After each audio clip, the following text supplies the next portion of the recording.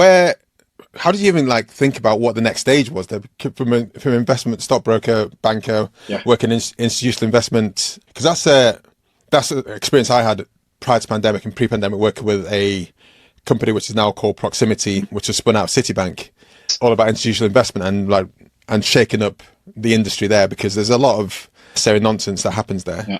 which I was really surprised at how much stuff goes on, which doesn't like being like share voting being shared by fax and by post. I'm just like, why is this Yeah. still a thing? Yeah. Why is this even a thing when you can like get an Uber? Yeah.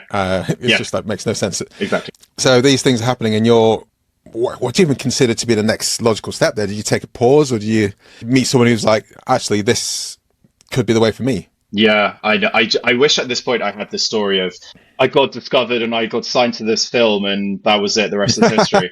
I think I knew that I didn't want to be where I was, and I felt Yeah. this very profound friction between what I'm doing today, what my job entails, and me not enjoying it and me not wanting to be there. So it was like this kind of big call to freedom inside that was like, you've got to get out. And I Yeah. don't think I could have figured out where I go next or what I wanted to do next without having made that step. So I basically made this blind leap out, and I didn't have anything planned. I was like, I've got to go. I've got to go. Yeah. And so I basically put my hand up and I said, I'm like, I don't, yeah, I don't want to be here anymore. And Nice. I can't do this. And like, they were very helpful with that. So I took about a year out, and it was probably one of the most difficult years of my life, because I thought these ideas or this inspiration would come to me of what that next step would look like, and it didn't, and I had no idea and I had no clue. And I think that is when it really hit me just how much I had changed myself in order to adapt into society and be Mm. the thing that I thought society wanted from me and expected from me. And that's just the that was just the trauma response of the shit that I went through in school. And so it was the Mm. beginning of that process of peeling back the layers of that onion, or Yeah. Yeah. rather that, these things that I had to pretend to be. And so I think what's difficult is when you go through a process like that, you don't know what parts of you are necessarily real or what parts are manufactured, and what you had to do in order to survive. And so that's really kind of what happened that year was, all right, I have to kind of start leaning into doing stuff I actually want to do, which weirdly is very difficult and Oh scary yeah. when you're not used to doing that. And so I really started to explore different ideas. And so it really took me about a year to think, I want to work for a smaller company. I want to work for a cool company where I can wear my own clothes. I want to work for a company that has a mission and a purpose. And that's where I discovered tech and startups and cool people and the ability to not wear a suit every day. And it was great.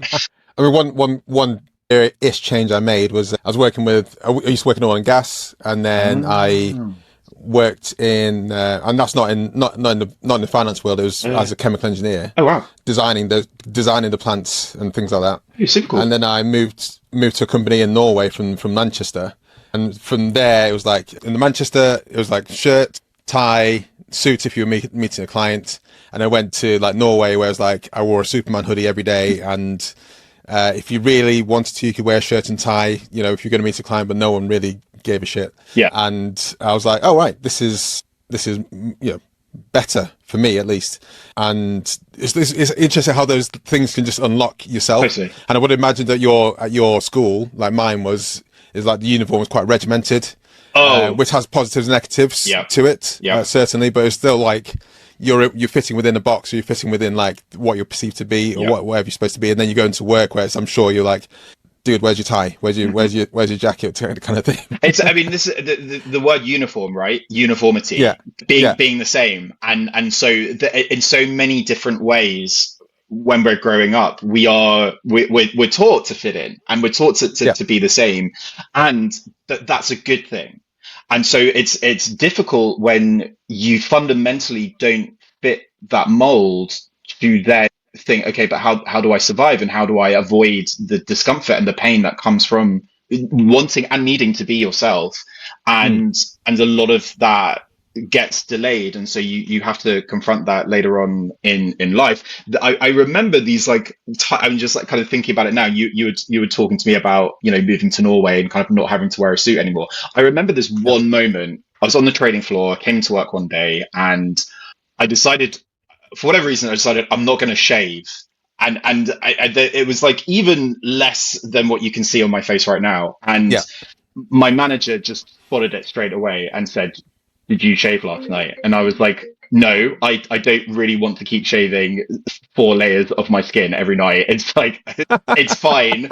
My clients are my age and they don't wear ties. I feel I was trying to make a business case at this point. I think it's good to reflect who our customers are and just be a little bit more chill." He was so old school. It's like, "No, you have to. You can't look like that. Go home right now and shave." He literally told me Yeah. there in front of everybody, and it was deliberately humiliating. He was trying to make a point. I think that was probably one of the first moments where I just thought, "Oh, fuck this! This is bullshit."